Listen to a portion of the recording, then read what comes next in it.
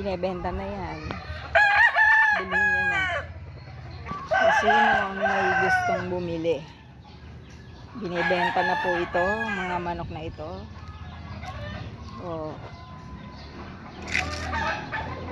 Ganda. Imported na mga manok.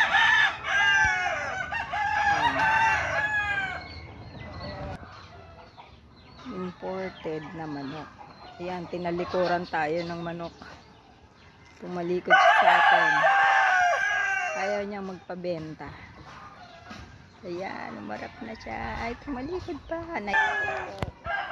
Ito pa po ang isa. Then, for sale, guys. Pwede nyo